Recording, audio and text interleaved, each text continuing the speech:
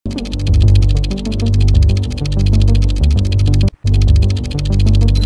terjang Tina sebagai kristal di dunia kupu-kupu malam akhirnya melesat jauh dan melebihi ekspektasi. Namun siapa sangka, kecanduannya menggeluti profesi seperti itu malah membawa Kali ini AA akan membawa kalian untuk berkenalan dengan gadis bule yang rada-rada di pikirannya dan bisa dibilang sedikit sableng sih lur. Dimana yang tadinya punya kehidupan enak, mapan, dan pendidikan bagus, si cewek bule ini malah nyeleweng ke profesi lain. Sebelum lanjut, ada berita penting banget nih lur. Kalau AA upload di hari Rabu, Sabtu, dan Minggu jam 2 siang jika nggak ada halangan datang bulan ya lur. Dan jangan lupa like, share, subscribe, serta nyalain tombol lonceng notifikasi ke semuanya.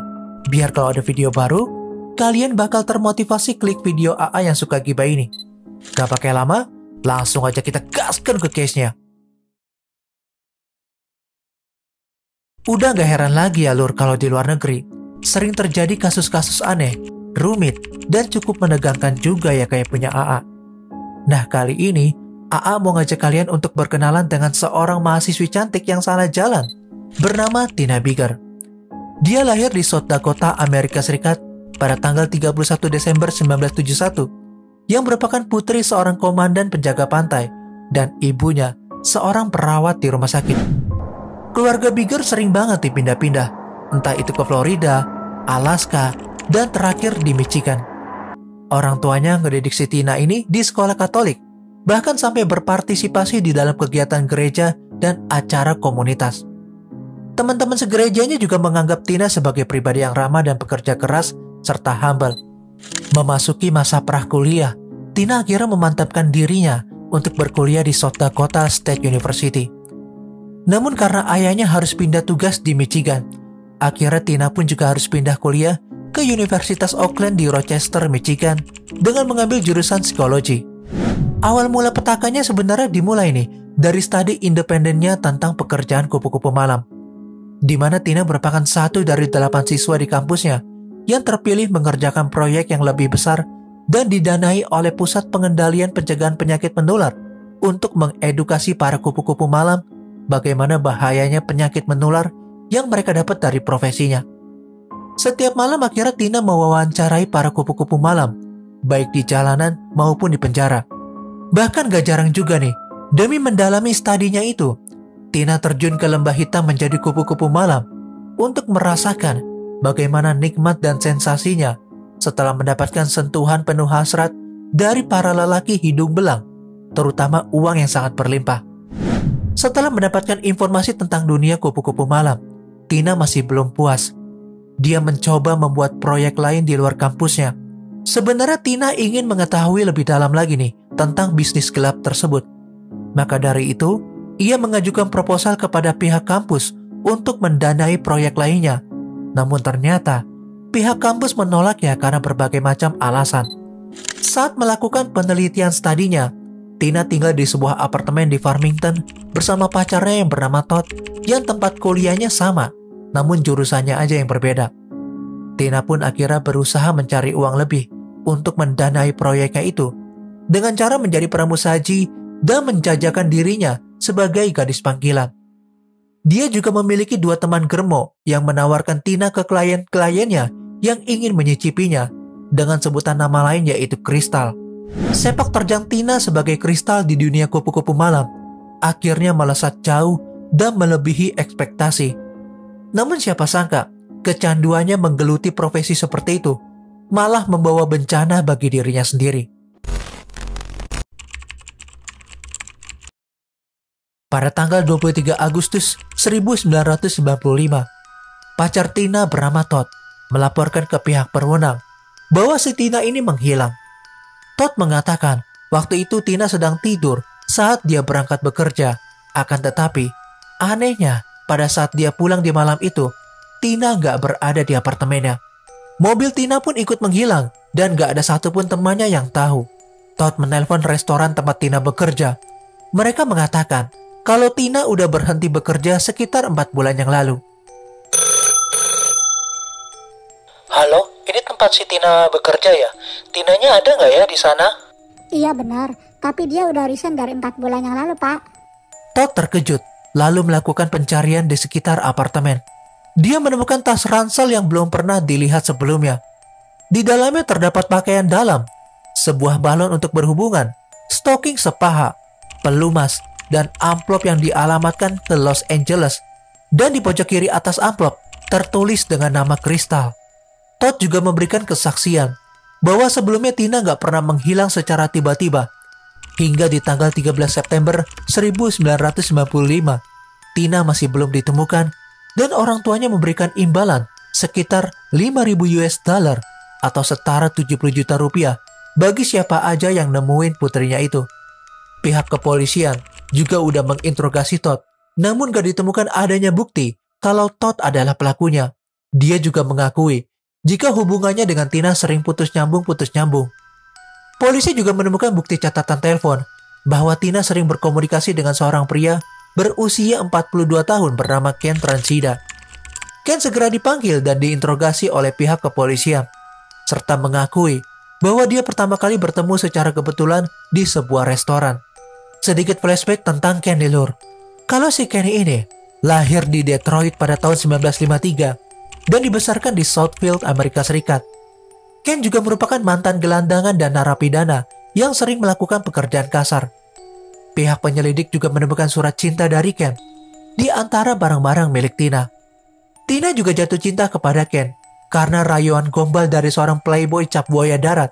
Dan endingnya, Ken dikasih gratis buat nyicipin kemolekan tubuhnya. Tina, cuma kamu satu-satunya wanita yang ada di hatiku. Aku gak akan pernah ninggalin kamu, Tina. Kamu juga kan? Iya, aku juga sayang sama kamu, Ken. Sini, peluk aku dong. Ken juga memberitahukan kepada polisi bahwa dia terakhir kali melihat Tina ketika mengantarnya ke bandara untuk melakukan perjalanan bisnis di Ohio. Dia juga bilang bahwa Ken dan Tina hanya sebatas teteaman aja, alias teman tapi mesra. Namun ada seorang pekerja dari salah satu dealer mobil yang mengatakan sempat melihat Ken dan Tina sedang berduaan. Waktu itu Tina sedang mencari mobil baru dan Ken berkata bakal mau patungan buat beli mobilnya.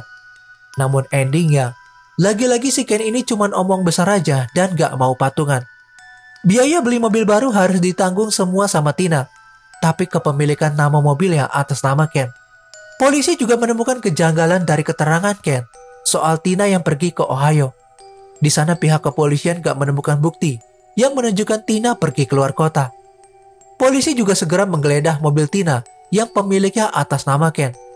Dia mengatakan bahwa Tina meninggalkan mobilnya saat dia pergi. Di dalam mobil, polisi hanya menemukan daftar nama dan alamat klien Tina. Dan pada akhirnya, karena belum memiliki cukup bukti yang kuat, Ken langsung dibebaskan. Pada akhirnya, polisi baru menyadari kalau mereka telah membuat kesalahan. Mereka melewatkan salah satu bukti yang ada di dalam mobil Tina dan menemukan noda darah di cangkir kopi dan genangan darah di bawah karpet.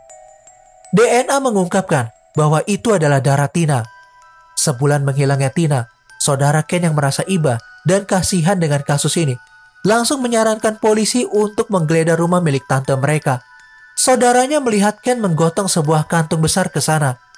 Sebenarnya, dia nggak mau memberitahukan hal ini kepada pihak penyelidik karena Ken masih saudaranya. Namun karena tergerak hatinya, akhirnya ia langsung memberikan keterangan penting itu kepada pihak kepolisian. Pada tanggal 21 September 1995, polisi menemukan tubuh Tina yang udah membusuk di halaman belakang rumah milik tantenya. Catatan giginya meyakinkan kalau jenazah itu adalah Tina. Sementara itu, Ken Transida akhirnya kabur dan kepolisian berhasil melacaknya kalau dia sedang berada di daerah Detroit di tempat yang kumuh. Saat hendak ditangkap, Ken berpura-pura menghabisi dirinya sendiri dengan mengiris pergelangan tangannya dan meminum bahan-bahan kimia. Dia pun akhirnya mengakui kalau sebenarnya Tina kehilangan nyawanya gara-gara secara nggak sengaja kepalanya terbentur ke lantai saat terjadi pertikaian gara-gara masalah uang di kamar kosannya. Namun ahli forensik mengatakan, berdasarkan hasil otopsi, Tina memang kehilangan nyawanya karena luka di kepala dan di leher. Tapi masih nggak masuk akal kalau Tina kehilangan nyawanya cuma gara-gara kebentur di lantai doang. Pihak penyelidik yakin kalau Tina meregang nyawa bukan karena terbentur di lantai, tapi pasti dengan cara yang lain.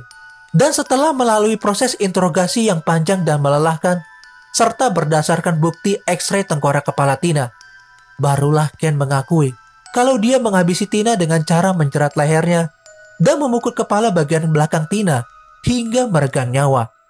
Setelah berhasil menghabisinya, Ken memasukkan Tina ke dalam bagasi mobil dan langsung membuangnya di dalam hutan serta melarikan diri. Namun karena takut ketahuan dan gampang ditemukan jenazah Tina di hutan, Ken langsung kembali ke hutan untuk membawa jenazahnya serta dipindahkan ke rumah tantenya. Dia juga mengakui, di malam sebelum tragedi itu terjadi, dia dan Tina sedang minum dan memakai obat-obatan terlarang di kamar kosannya yang mereka berdua sewa. Disitulah terjadi pertengkaran gara-gara membahas tentang pekerjaan Tina sebagai gadis panggilan.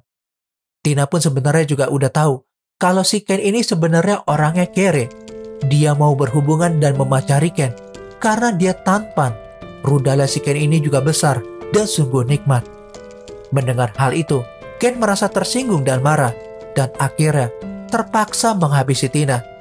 Pada awalnya Ken mengira kalau Tina itu jatuh cinta kepada dirinya, namun faktanya enggak nih lor. Sebenarnya banyak beberapa versi cerita tentang penghabisan nyawa Tina yang dilakukan oleh si Ken. Dalam persidangannya, si Ken ini selalu berubah-ubah keterangannya. Endingnya, karena polisi berhasil memiliki bukti yang kuat, Ken dijatuhi dakwaan atas penghabisan nyawa tingkat 2 dan dijatuhi hukuman penjara seumur hidup. Tapi menurut beberapa sumber yang AA rangkup nih lor, si Ken ini katanya bakal dibebasin secara bersyarat karena berkelakuan baik nih pada tanggal 18 Mei 2023 ini. Sejauh ini masih jadi bahan pembicaraan dan pertimbangan dulu sih ya lor. Tapi kalau menurut kalian, si Ken ini layak bebas atau enggak nih lor? Coba deh komentar di bawah. Hikmah yang bisa kita ambil dari kasus ini, ya jangan sampai terjun ke dunia seperti itu deh. Takutnya nanti kenapa-napa. Meskipun ya kondisinya emang lagi susah ataupun sulit. Karena gak hanya di luar negeri aja, tapi di negara tercinta kita ini, udah banyak yang jadi korbannya. Semoga kasus ini bisa menemani akhir pekan kalian. Dan jangan lupa untuk selalu jaga kesehatan. I'm Jorna AA, and still next time, stay safe ya.